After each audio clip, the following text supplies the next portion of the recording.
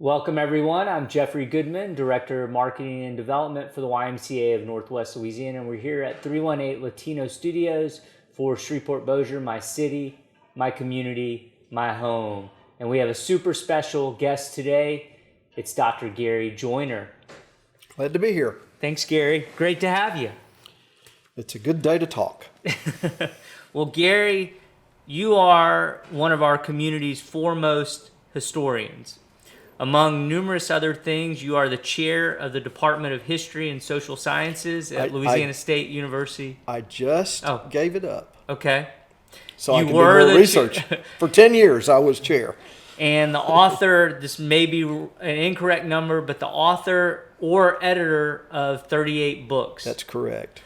So I'm going to jump right in today as I want to pick your brain on several different questions. Okay. First off, one of the recurring themes of this podcast has been trying to understand why so many in this community have a negative self-image about Shreveport-Bossier as their city and home. I was at a meeting last week and someone even characterized this pervasive sentiment as a disease. As someone who knows where we've been about as well as anyone, my questions are, when did this disease start? Have we always had it?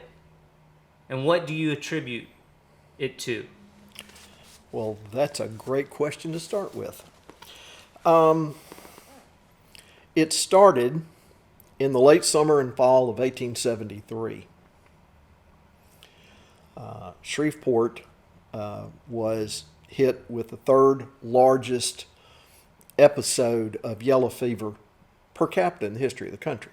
Only New Orleans and Memphis were ahead of us. And we were, for a while, the westernmost municipality in the United States in the 1840s. But through the Civil War, we survived the Civil War unscathed. The Union forces, Army and Navy, never got here, right? So unlike places like Alexandria, Baton Rouge, not New Orleans, but it suffered a lot of damage, and Alexandria was almost wiped out. We didn't lose one building because they never got here. We surrendered in June, almost to the day, 2 months after Robert E. Lee surrendered in Virginia. So, think about it this way. The South lost the war, but all the infrastructure was here. The banks were here. There was a lot of wealth here. And it was going just fine until yellow fever hit. Then suddenly Shreveport got a deserved type of notoriety in that it was thought to be an unhealthy place. And we became famous. Cities all the way from the East Coast to the West Coast, groups within these cities, and sometimes the governments too, sent money to us by wire to help us. And let me just interrupt. What's that? Thought to be an unhealthy place because of the yellow fever. Because nobody knew in 1873 and all the time before then, no one knew what caused it. In the 19th century, the big diseases that killed millions of people were almost all tropical, not entirely, but we're not really tropical like New Orleans, but we're close. But the most common medical theory was that it was something called miasma, which meant bad air. And doctors and people that followed such things understood that when it got hot, vegetation started rotting in the swamps and the air smelled bad. Bad air. People were walking around trying to figure out how to not smell bad air. Well, if you're going to breathe, you're going to bring in bad air. So a lot of people were walking around hot, and their forearms are exposed, men and women, and they were going around with handkerchiefs with perfume or cologne in their nose. Meanwhile, the mosquitoes were gnawing on their forearms. And this was a very, very, very virulent episode. Shreveport lost a quarter of its population in less than 12 weeks. The remainder of that 75%, 50% came down with it, but lived. The other 25% were most likely bitten by the mosquitoes, but were asymptomatic. They did some things right, not knowing why. They put out smudge pots, burning tar. That really smelled good. There was a steamboat that docked up right at the mouth of Cross Bayou, and it sprang a leak and went down, the Ruby. It had 100 head of cattle in it. Some of the cattle drowned. A lot of them drowned. And many more climbed up the bank and were wandering around town. And the authorities wouldn't do anything about it. This is in August. Because it was an insurance problem. And they didn't know if they would get in trouble. There was also a circus in town. And they thought that maybe they brought him in with them. One of the first people to die was the ringmaster. So there's all kinds of this weirdness, right? And we never really got over it. About 1900, Peter Urey was here. He had been here since the Civil War. He was from Missouri. And Peter Urey was a real go-getter. Urey Drive's named for him. The Washington Urey Hotel was named for him. And he was a great businessman. He did all kinds of wonderful things for this city and for the region. He's buried in Scottsville, just across the Texas line, in his wife's cemetery, the Scott family cemetery. And he and the timber barons, oil's not here yet, got together and they decided to create the Shreveport Progressive Association. And they put out a wonderful magazine-like document about the size of an old Life magazine, touting Shreveport, how good we were, how good we are. And what year, where are we? It's between 1900 and 1904. Okay. And you bought ads to show just how good whatever you were doing is, The Whited Lumber Company was one. Peter Urey showed his brand new venture in the city municipal water supply.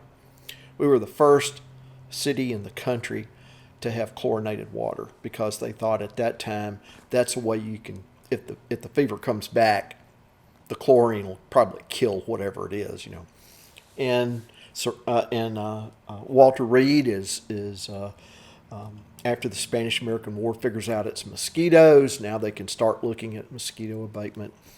He sets up a municipal power generation plant with its own dynamo. And there are photographs of these things, And they show the beautiful Victorian and soon-to-be Edwardian homes along Fairfield, along Thornhill.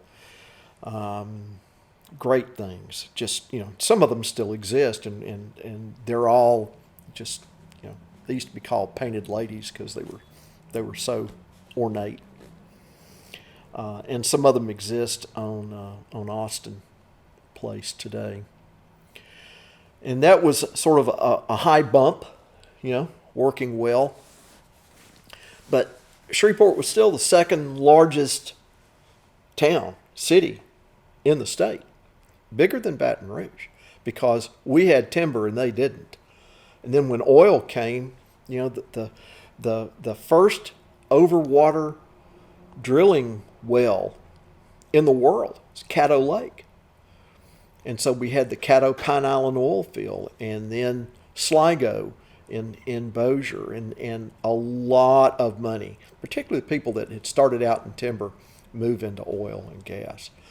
And then some of the families were well positioned. James Noel, Sonny Noel's grandfather, who our library is Noel Memorial Library, and Noel Memorial Methodist Church, same family. Noel Foundation. Noel Foundation, yes, and they owned pretty much the Caddo Pine Island oil field. And people just thought they had money before then. You could say, if you were middle class or upper middle class, when the Depression hit in 1929, you knew it, but you really didn't know it. If you were poor, there were jobs in the oil field. And so we're survivors, okay? But we've always had this chip on our shoulder since 1873. We ought to be better. We ought to be bigger. We ought to be, you fill in the blank. And in the 70s, the late Jim Montgomery, who was a dear friend and a wonderful writer, nominated for a Pulitzer, coined in one of his columns the term Shreveport-itis. What is wrong with us? Why are we like this? Are we like this, or do we think we're like this? There's a big difference. And Jim and Virginia Sheehy were both good friends, and they were trying to turn things around in different ways. And it seemed to be working. In Allendale, in St. Paul's Bottoms, in some of the adjoining neighborhoods, we had this huge stock of shotgun houses. And so Shreveport Landmark came around and they started fixing them up. This is a great answer. We really didn't have a lot of homelessness. And many of these shotgun houses were not, and bungalows as well, not downtrodden like you see today. They put a ton of money with federal funds from HUD into doing it. And that seemed to be helping. We started having construction, new buildings downtown, unfortunately tearing down great old ones, which is always a shame. And then when Ronald Reagan became president and people started feeling better across the country, Vietnam is over, the gigantic inflation under the Carter years, Reagan's bringing it down. People started being hopeful. Well, in Louisiana in 1984, we were hit with multiple blows. And we really have not recovered from that. And people, that long ago, why? Well, if you have something that hits, like a tragedy like 9/11, you can get over it. You remember it. You better remember it. But you get over it. But for the bulk of the Reagan years and the first Bush presidency, we were in trouble. Oil had never recovered after the Arab embargo of 1973. And OPEC decided to get back at Israel, and they flooded the international market with oil and dropped oil prices, and people who were in the drilling business went out of business. Some of the most famous, the largest, the Rolls-Royce fleets of these drilling rigs are now, they're idle. They're being sold for scrap. And the people that had worked in many different jobs within the oil field did not have any jobs. In agriculture, Louisiana was hit with two pests at the same time. Pine beetles, which were devastating to the hill parishes, and boll weevils came back. That hurt the cotton crops. And then weirdly, at the same time, Brazil had a giant harvest of soybeans and dropped their price down to nothing. Suddenly, there's no agriculture, there's no oil and gas, and we start seeing the only word that comes to me is a fine 19th century term, crepidation. Like decrepit, it was bad. And we coasted through the 90s, wobbling along. And really, you don't see anything pick up until gambling came in and we get the boats. And the boats were a boom, and boy, they helped. Now, not so much. That's an internal industry issue where, do you have too many boats? Well, as it turns out, yeah, we had too many boats. But for a while there, we looked like we were a 19th century naval base. So we have an attitude that's been laminated upon us really through nothing of our own. Nothing. We were victims, almost like roadkill. So we're coming back. I'm optimistic about it. I really am. Okay, I'm gonna pause you there. I'm gonna shift you somewhere else. So Okay. maybe not a super deep question, but as I delve more and more into the work on this podcast, I can't help but think, in your words, that history matters, and the one reason we may lack self-respect is because we're not being taught who and where we've been locally. Very true. We that's true. So I have a question for you. Maybe you can answer this, maybe not. But I know and Ellen and I were talking about this before we started. I know when I was growing up that I took Louisiana history as an 8th grader. Yes. We all did. So my question for you is, are we being taught local history, Shreveport-Bossier history in our schools? And if not, why not? Another great question. The answer is no. You get a watered down version of it that really doesn't even compare to the requirements that the state had for decades and decades on Louisiana history. And local history, here's the reason why we don't do it, with the exception of some really dedicated teachers who work it in to a curriculum that is overburdened, understaffed, and in many ways dumbed down. And that's not saying the teachers are bad. I've taught a lot of the teachers that are in the Northwest Louisiana system over the last 28 years at LSUS.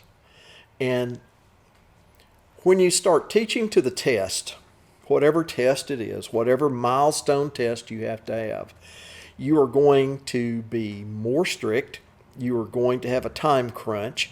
You're going to have to spread things out horizontally and not get depth.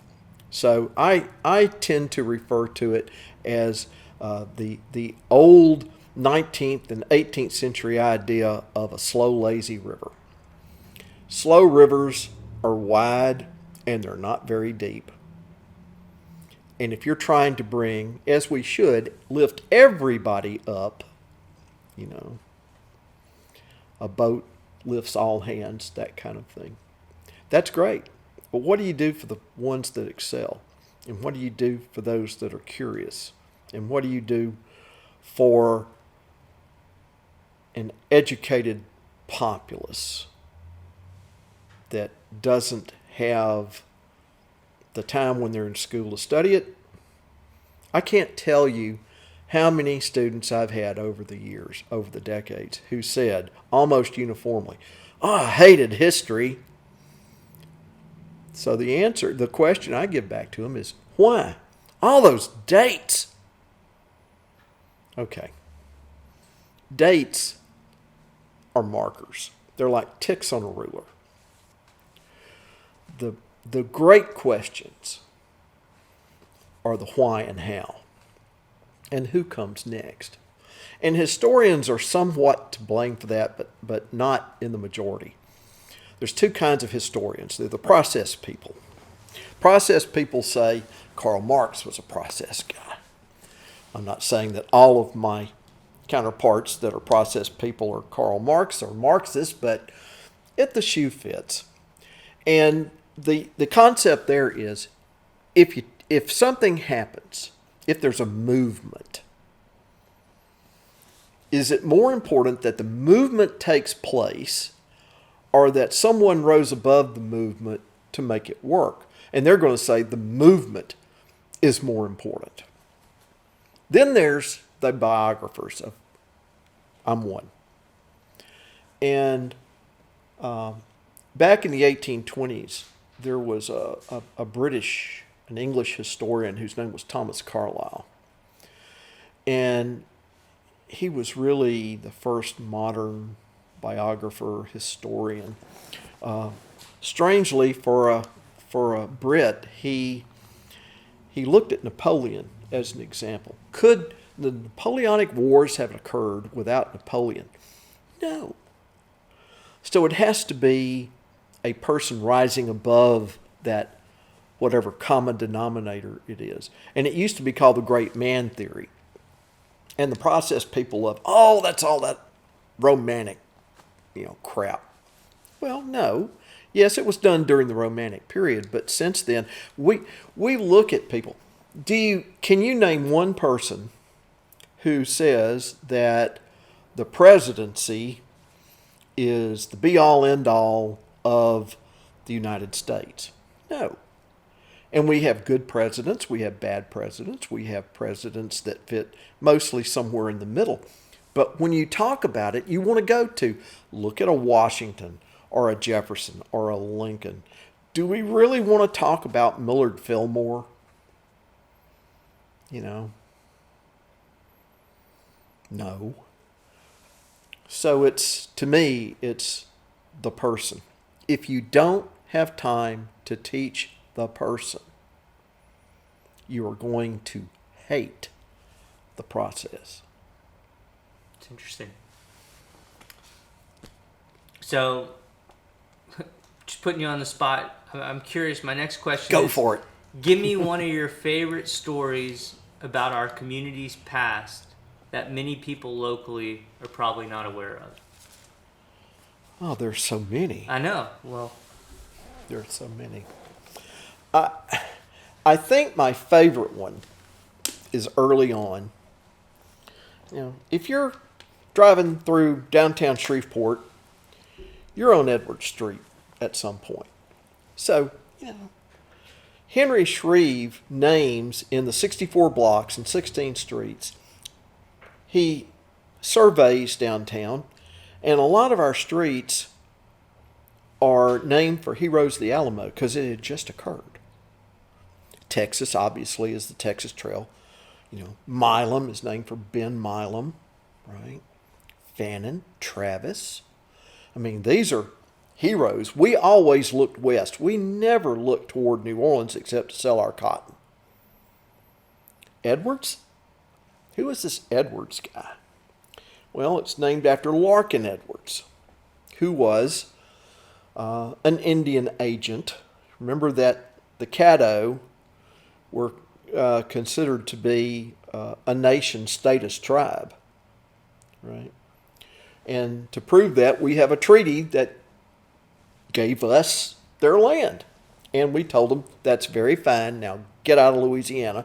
And then the Texans didn't want them, then they went up into the Indian Territory, and now they have a 40-acre reservation. And they're the only tribe in the United States that's not allowed to have a casino in Louisiana because of the treaty.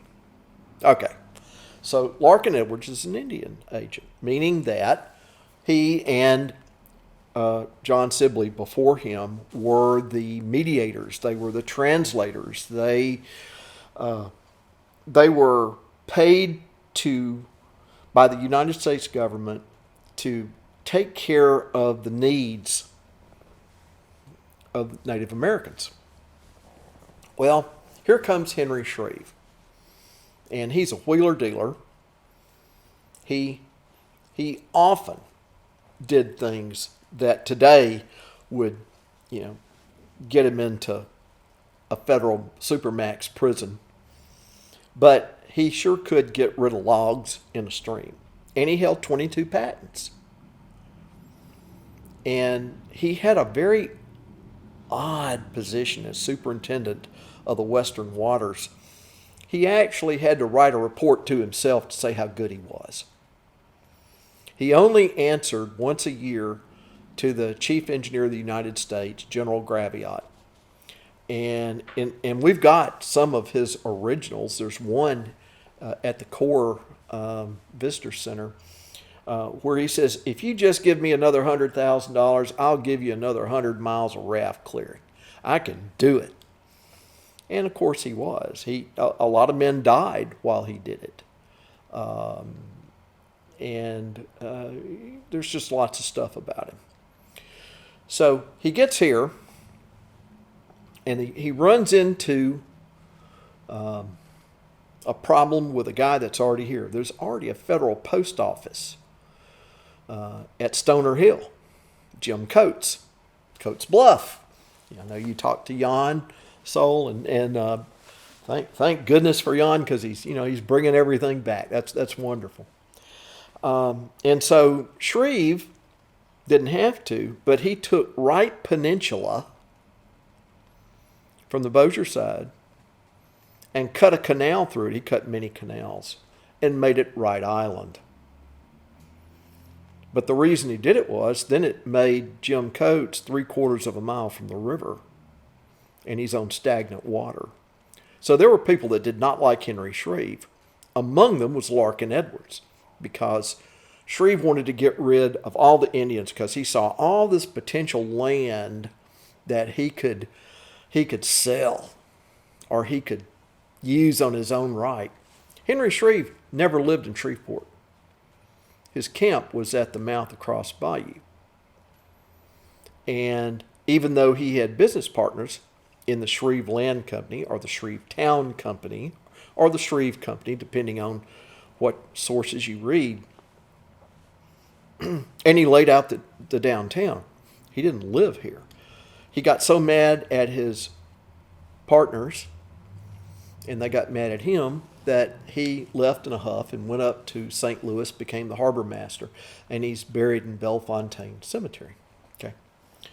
So Larkin Edwards sees this treaty and sees what Shreve is doing, and he complains to the authorities and to the partners that this is just wrong. So Edwards and Shreve cannot be in the same room together. They hate each other that much. So Larkin Edwards was really beloved by the Caddos. And they said, okay, in the treaty, they gave Larkin Edwards a 1 square mile floating grant, meaning that it did not have to have boundaries. He got to pick where it was. So,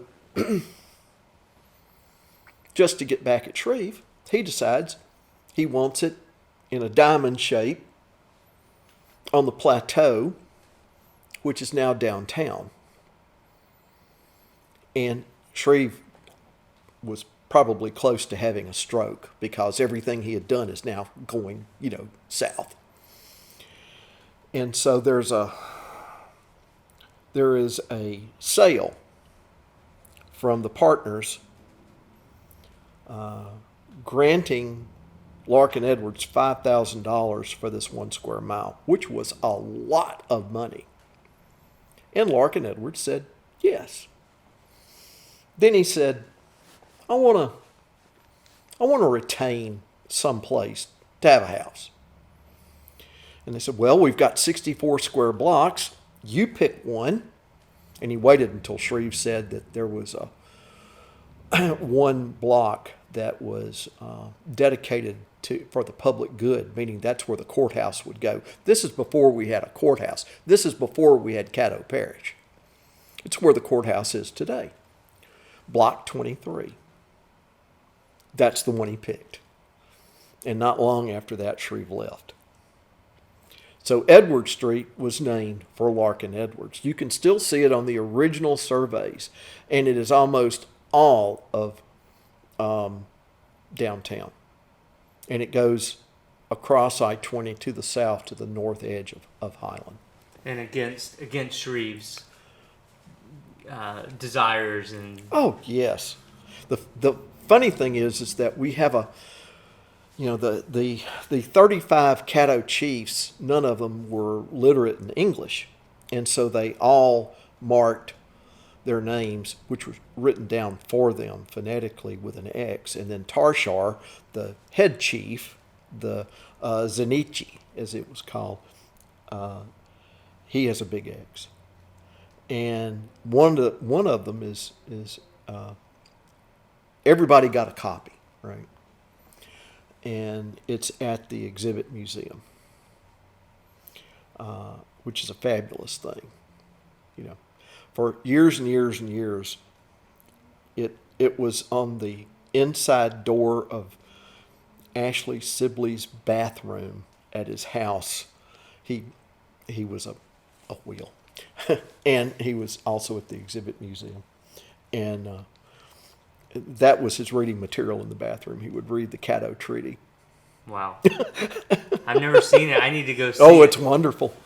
Well, I'm going to shift you into something that I know you're very passionate about. So it was recently announced that LSU Shreveport and KTAL, KMSS have partnered to create the Caddo Parish Civil Rights Heritage Trail Project. Yes. The series will identify the people, places, and events that significantly impacted the civil rights movement in Caddo Parish, Louisiana. Mm-hmm. In describing the project, I read a description on KTAL's site of historic trauma. It says the following: historic trauma has the power to destroy people, families, communities, and cultures. And though these subjects are difficult to discuss, historical literacy, and then in parentheses, digging into history from multiple perspectives, is crucial to understanding the lives, joys, hopes, dreams, misfortunes, and fears of those who came before us. Mm-hmm. And understanding those who came before us can help us do something significant, which we've talked a lot about, understand ourselves. So my question for you simply is, tell me about the origins of this project. Well, when COVID shut us down, I did a lot of reading. I caught up on a lot of television, and I always loved to research. And I had been thinking for years that I wanted to do something like this. And the late Dr. C.O. Simpkins and I were good friends, and I just loved him and his family. And he and I spent a lot of time talking about things that are uncomfortable. And C.O. was a local dentist. He was a forerunner in the modern civil rights movement nationally. In the Southern Christian Leadership Conference, he was Dr. Martin Luther King Jr.'s vice president. Sitting in little old Shreveport, Louisiana as a dentist, and C.O. was brilliant. And he very much understood and followed what Dr. King said and wrote. And Dr. King came here several times to visit with him, and they planned and plotted here. Plot is not a bad word. You have to figure out a way forward, and therefore, if it's a map, you plot a map, right? So C.O. would go to Montgomery, Birmingham, Atlanta, and see Dr. King, and Dr. King would come across Highway 80 to Shreveport, and he, meaning Dr. King, believed that the two toughest places in the South for civil rights were Birmingham, Alabama, and Shreveport, Louisiana. There's multi-volume histories of his papers and a 3-volume biography by one really good historian, Fairclough. And I started looking through my copies of many of the books that I'd collected, and I realized that I'm seeing things that are never, ever in the books. Either the books are, and I'm talking about mid-20th century history books, right? They don't talk about it because they're looking at another aspect, or it's just a footnote, or it's just here's a passage on a page. That's it. And I thought, I could make something of this. And so I worked through, the isolation in a very nice monk cell, my study, and I started coming up with parameters of what to do. And at that point, when we got back into classes, I thought my students need to be involved with this. And so I had a course that was rotating through on local and regional history. And I asked them, I said, look, I've got this set up to do a traditional class, but I've got this idea for a project. Let me tell you about it. What would you like to do? And I gave them the option to work on this or not. And they uniformly wanted to work on this because it's primary research. It is something that the mass of popular culture doesn't touch it. It's asking the why and the how. And from that you get the who. And the when is just a marker. That's it. So I told CO before his death, I said, I really want to do this. And he told me, he said, you need to do it because nobody else is going to touch it. People are afraid of it. There is a term that we use, Jacqueline Tripp and I use it a lot, talking about having the uncomfortable conversation. Another way to say it is, are you just shooting sunshine? And if you do, you're not going very deep. You have to have these difficult conversations. And so I was able, before his death, to talk to Reverend E. Edward Jones extensively, and I know his family. And CO's widow, Elaine, is one of our dear friends. Matter of fact, she's spending the weekend with us. And it's the children of these pioneers and some of the original people. Okay.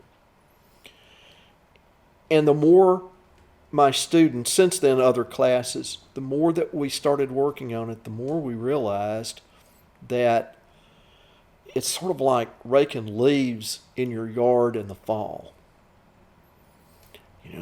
You're out there with a rake, you're just getting after it, and when you're really happy with it, a wind comes in and here's more leaves. If you wait till the end, they're all buried and you can't see for the clutter of what's going on. So we started coming up with, I created a framework, and then we began working with Channel 6. I've also done with 12 and 3 and Red River Radio. It's a very inclusive umbrella. And there are a lot of people who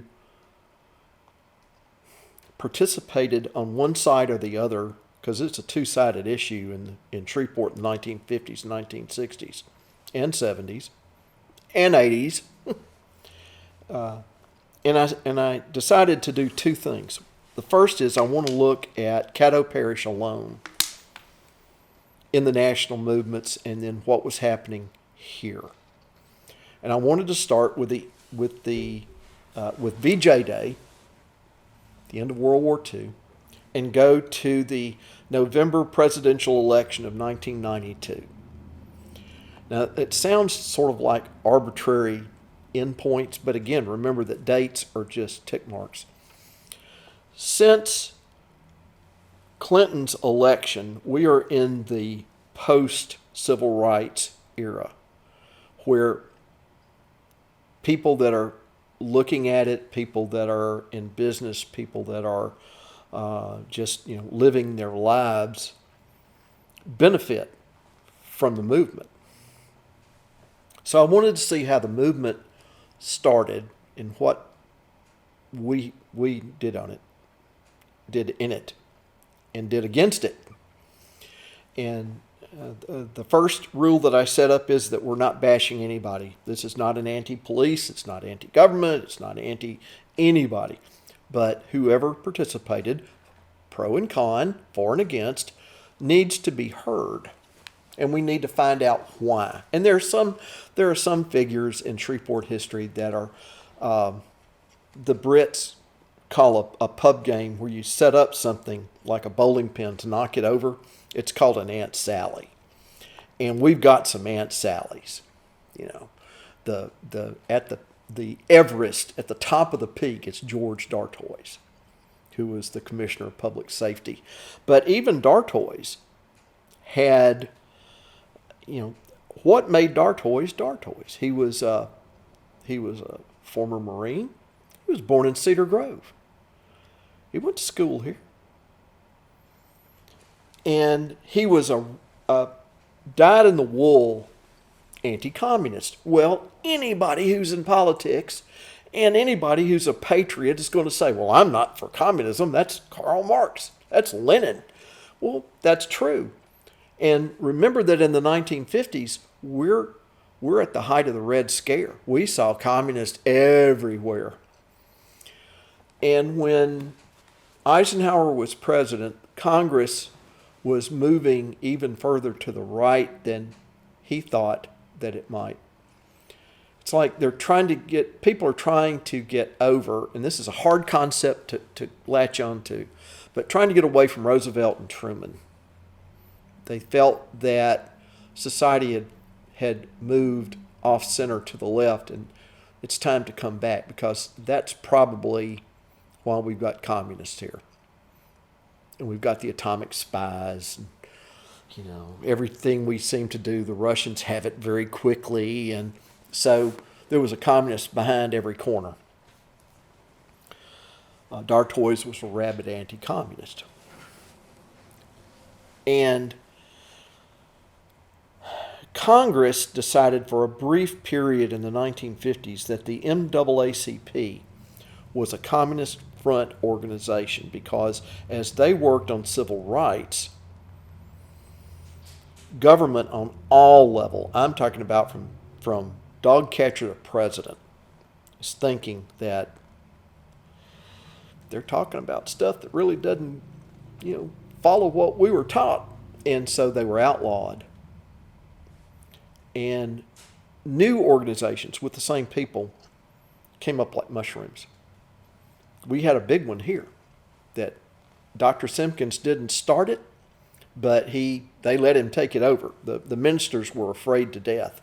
He was the only non-minister in the group, and it became known as the United Christian Movement. And as I said earlier, he was, CO was the vice president of the Southern Christian Leadership Conference. And then you've got the Student Nonviolent Coordinating Committee, SNCC, and CORE. I mean, there's lots of these things. And so they were all doing something different. They all had a different mission, if you will, either who they were talking to or what they were doing. And in the late 1950s, Dr. King had come here. He was here, like I said, quite a bit, visiting with CO and some other folks, and trying to get voter registration started. Okay. And that's what the UCM and the SCLC were focused on, was voter registration. You have to remember that blacks, and theoretically anyone who was uneducated, but here it's the black population. Not all of them by any means, but overwhelmingly. The kids who were now in school after Brown v. Board of Education in 1954, the the state of Louisiana is being forced to put out money for new schools, and so therefore we get Booker T. Washington, and it was built for 1,450 students, and when they opened the doors, I think there was 1,658, and the crowding never got better, until much, much later new schools were built. The students always had the oldest books. They had good teachers, by and large, but they were suffering from overcrowding and not as good, environment, if you will. And one of the things that I started looking at was, okay, they're benefiting. What about their parents, who obviously, if they were educated, went to completely segregated schools? And these schools were segregated, BTW, of course. Not until, you get the big trend with court cases to desegregate schools, late 60s, early 70s, and even into the 80s. Look at some of our schools today, and you'll see that they're 90% one race or another because they're magnets, or there's some excuse. What about their parents? And overwhelmingly, unless their parents had received an education, they were barely literate or illiterate. So there's not a week that goes by that we don't find something spectacular. And I mean that. I found a photograph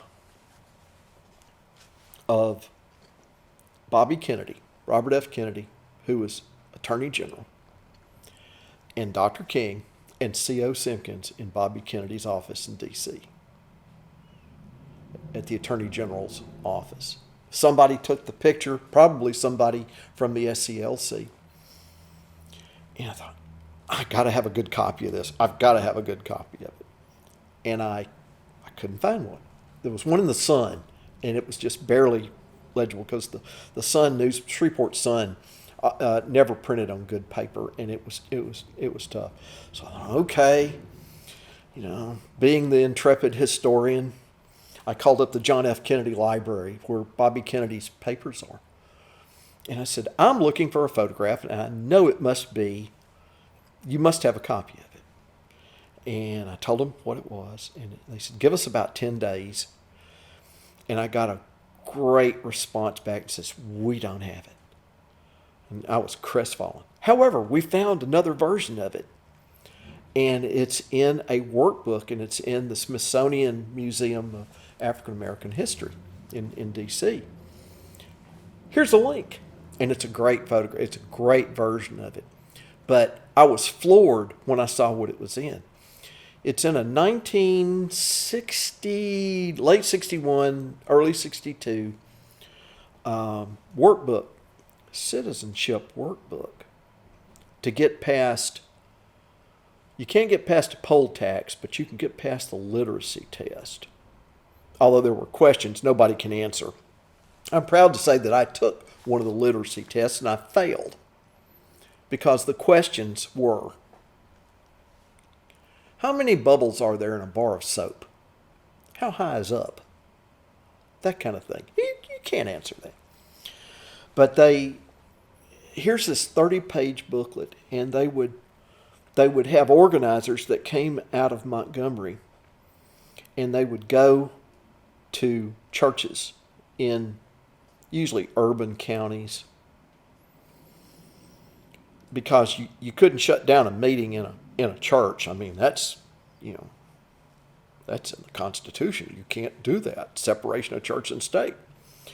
And these organizers would, and we're going to put this up, by the way.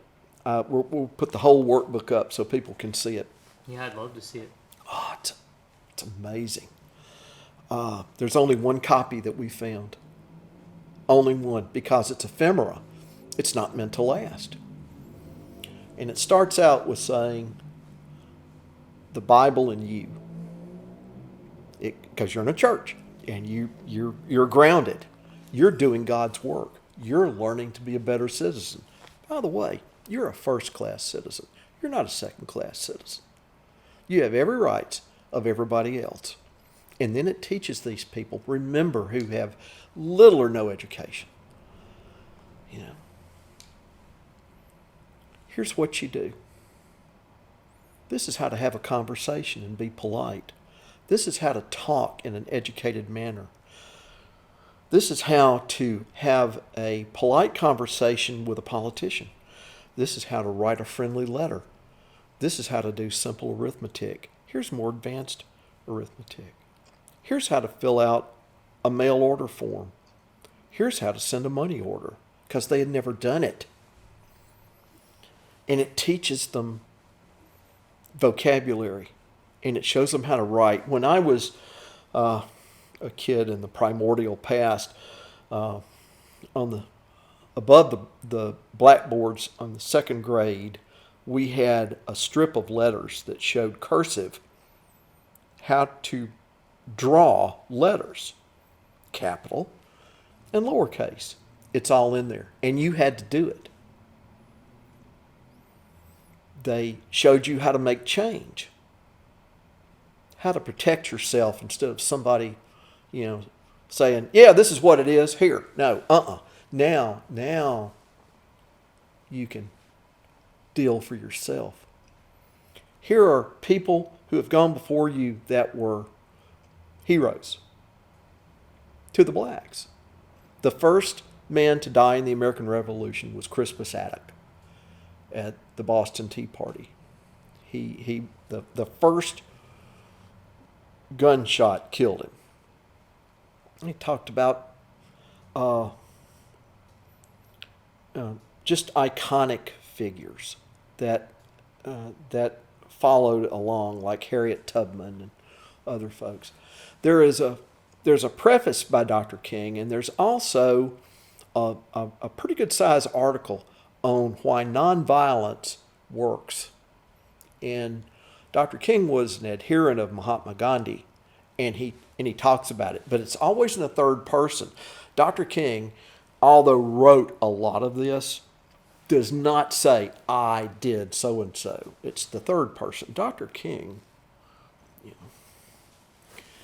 And by the time you get to the back, there's how to do a neighborhood canvass, how to get, and blank forms for you to use, how to get people to register to vote, and how to prove that they're real. And then there is this about a 3-page section of songs to sing. We shall overcome. Wade in the water. Right, that type of thing. And I was, of course, impressed by what they did. A lot of thought came into it. And I looked at the frontispiece of this, and in the education committee is Reverend Harry Blake. They had one person from each state, except for Alabama, and they had 2. I think Mississippi may have had 2. I thought, okay, Harry wrote a book. I got to go back, and I looked at it, and it's wonderful. And of course, he talks about it. And I've got CO's personal papers in his book, and then the family is helping. And I went back and I said, okay, folks, here's what we're going to do. I was talking to my students, I'm talking to other professors on campus, and I'm talking to Channel 6. And I said, we need to start doing articles. And there's going to be one article that's academic with all the footnotes. Then there's going to be a version that's more popular, and it will go up on Channel 6's website. Then we're going to, and I found this wonderful site from the Clio Foundation from Marshall University. It's all free. And it's how to build your own history, looking at stuff. And there was a push here about 9 years ago from a Northwestern University class that did it, but we're far beyond it. This is where the trail's coming from. And this is Clio, CLIO. CLIO, and go to theclio.org, because the other way you're going to get into perfume and fashion, and it just doesn't work. Anyway.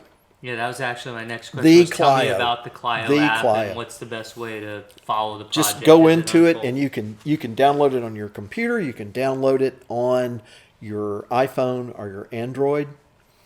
And once you set it up, you'll be able to see what we're doing. Now, we have not created a trail yet because we're still building sites for the trail to link. Okay, and this is not a rapid thing. I think this is going to be a 2 to 3 year program. We have identified 100, I think we're up to 188 local activists that participated strongly. And some didn't want to be known, and some, of course, did want to be known, and some just moved along with the movement. I've done an article, and it's up on Channel 6, and it's up on Clio, and you can see all this. I did one on Little Union Baptist Church and the so-called riot that happened on September 22nd, 63, and the next day on the 23rd, the Booker T. Washington. When I say riot, it's a police riot. We've got great photographs from Langston McEachern, who was Time's probably the best photographer they ever had. And he was there, and he's taking still photography. The police had several movie cameras, and they were taking pictures of it, and then they put it up as an instructional video on how to stop a riot. And I've done the St. Rest Baptist Church firebombing. It was the only church in Shreveport that was firebombed. There were buildings like Dr. Simpkins' house, his dentist office, his new camp on Bistineau were all firebombed. He had to take his family to Chicago to save them because he was a marked man. Then he comes back later and is the grand statesman and becomes a legislator, and just a great biography. Great biography. He is the great man theory in personified. So we have been looking for things, and every time we find something untoward, just sort of dropping out of the sky, there's something that's interesting and needs to fill in a hole. Okay? So Dr. Simpkins is here in a brand new 1960 Ford station wagon. He bought it that day. And he picked up Ralph Abernathy, Reverend Abernathy, who's another one of the giants, and the voter registration head for the NAACP, or for the SCLC, and all three are black. And then there's this white guy.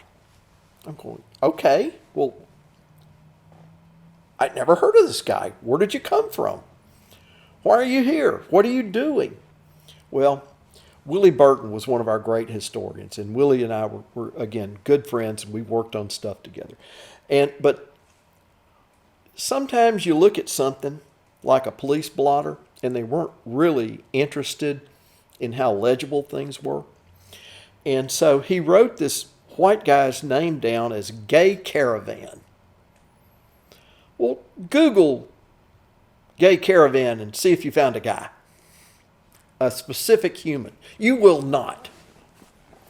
So I'm going, okay, I'm at a dead end. What is this? And we have the police blotters, and we've got, at LSUS, and we've got, the coroner's records, all kinds of stuff. And it looks sort of like, Gay Caravan. I wasn't sure if it was a man or a woman. And then I was looking at a book that had to do with the movement, but in Alabama. And I see a footnote. And in the footnote, there's this person whose name is Guy Carawan. Now I've got a name. It has to be him. And I start looking him up. Why is he in Shreveport? Well, he came here with Dr. King. He came here, voter registration. As the more I dug into him, the more I realized how just cool this is. I mean, for a historian, it doesn't get much better. Guy Carawan was a good friend of Pete Seeger, the folk singer. Guy Carawan, in 1960, earlier than that, had gone up to Tennessee to the Highlander Folk School north of Knoxville, and he later became their music director. And he and 3 other people sat down, and they're picking and grinning, that kind of thing. And they look at a Negro spiritual that goes back to at least 1906. And the name of the song was I Will Overcome. And they sat down and they started working through. It's a simple, repetitive song that you can work with. And they wrote the new words. And Guy Carawan and the other Highlanders copyrighted it as We Shall Overcome. Wow. He does this in April of 1960. In September, he's in Shreveport, Louisiana with this group of SELC, teaching the congregation at Little Union the words to the song that becomes the anthem of the movement. He came here twice. And I started following him, what he did. He put out several albums. And he passed not too long ago, 2017. His wife, Candy, who was here, they were both Freedom Riders. And I'm scheduled to have a visit with her next week. Wow. She's in her 80s. And I can't wait to talk to her. And we've got all of his recordings. You know, here's an aside from this guy. He was a Freedom Rider. I mean, he did all the stuff that the Freedom Riders do, you know. And he's in St. Louis, and he is singing in a club, and there's another up-and-coming singer named Joan Baez. And they're talking, and she said, I want to go down into the Deep South. This is in 63. I want to go in the Deep South, and I want to go to black churches, or she would say Negro churches, and listen to their cadence, because I think it's fascinating, the rhythms, and see how it works. And I'd like to incorporate it in some of my music. He says, hey, I'm going to Birmingham. This is in August, early August. He says, you want to go with me? So they went to Birmingham. While they are getting ready to go, the 16th Street Baptist Church was firebombed, and the 4 little girls died. And they are, the whole place is in mourning. There are services here. That's what started the Little Union and the BTW riot, because that Sunday, that following Sunday, they had applied for the ministers had applied for a permit, and George Dartois told them no, they couldn't march, but they could certainly have a service. And then he shows up with a lot of firepower and a lot of, not just Shreveport police, but Caddo sheriffs. There's town policemen from the region, even from Texas and Arkansas. We've got all this on film. We see their patches, right? So while all this stuff is going on, here's Carawan and Joan Baez in Birmingham at the church service that Dr. King is speaking at. That's when Joan Baez started her protest songs and her bent toward that, which eventually goes into anti-war and all that. She's got just a angelic voice. And I have not found a recording yet that has both of them singing at the same time, but he certainly taught her the protest movement songs. Well, that's fascinating. I'm a huge Dylan fan, so there you go. Well, they were all buddies. Oh yeah. Well, I never heard of this other guy, but well, he's hiding under a rock because he was self-effacing. You can go up on iTunes and and just type in Guy Carawan and here it comes, and him singing with Candy, or him singing with Pete Seeger's daughter, and it's pretty cool.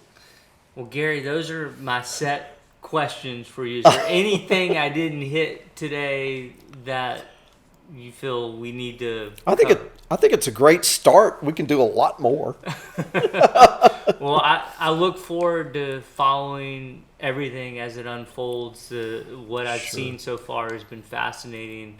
I commend you greatly for the project and the work you're undertaking, and I think it's therapeutic. I think it's important. And I appreciate the tough conversations you've had, that you're continuing to have, and I'm trying to have some of those myself. So thank you. I think it's an important thing, and we've lost so much because things were not written down to protect people. And we found some things that are awfully disturbing that people have talked about. There was the intelligence unit, if you want to call it an informal group that ran the intelligence for the civil rights movement here, was really run out of the Modern Beauty Shop, which the building still exists, and I'd love to save it. Where is that? It's on Milam Street, and it's pretty close to BTW and Little Union. And a lady in, I think West Monroe owns it. She wants $150,000 for the building, but it's intact. It's where the lighthouse was. When you drive down Milam, you see the glass windows, the front windows that say lighthouse. The Modern Beauty Shop's in the back. And one of the beauticians was Ann Brewster. And right after John Kennedy's assassination, there was a hue and cry, all kinds of hue and cry going on. And she dies on February 25th of 1964, right after it. And a gunshot. And she was a beautician. My mother was a beautician. I grew up in a beauty shop. I'm going to tell you something. There's not a beautician in the world that would shoot themselves in the head with a gun. Leave a good-looking corpse. Guys shoot themselves. Women poison themselves. And a beautician would never do it. The police get there. First officer on the scene, plainclothesman, says this is a killing. We've got all this in the coroner's records. This is a killing. And 7 days later, the Caddo coroner, Dr. Stuart DeLee, says, a good friend of Dartoy's, by the way, said, it's suicide. There is a suicide note. It doesn't sound like her. It rambles. I think she knows that the end is coming. She's trying to protect herself and let people know that she didn't do this. She had paid for a vacation the next few days to the Bahamas. The gun that killed her was found in her hand. Bam! It's a .38 special. It is going to kick some. Most likely her hand would spasm open and it would come out. Yet it was found with her hand clutching it. And we finally got some exemplars of her handwriting. She was murdered. There was a drunk across the street and down the block who saw. Officer says, did you see anything? Yes, I did. What did you see? I saw 2 white guys in sport coats get out of a sedan and walk in there, and 20 minutes later they come out. He was completely ignored. There were rumors that she was having a relationship with George Dartois. As one of the intelligence people, she was getting dirt on him, and he knew it, and I think he got her before she got him. That's Gary Joyner, my personal opinion. However, we're approaching the duck theory. It looks like a duck, it quacks like a duck, it waddles like a duck. I bet it's a duck. So that's something that we'll be covering. Channel 12's working on that right now, and I was talking to Dominique Ben about it, and so we're sharing information for their next documentary. So lots of interesting things. Not all of them good, but all of them important. Thanks, Gary. Thank you.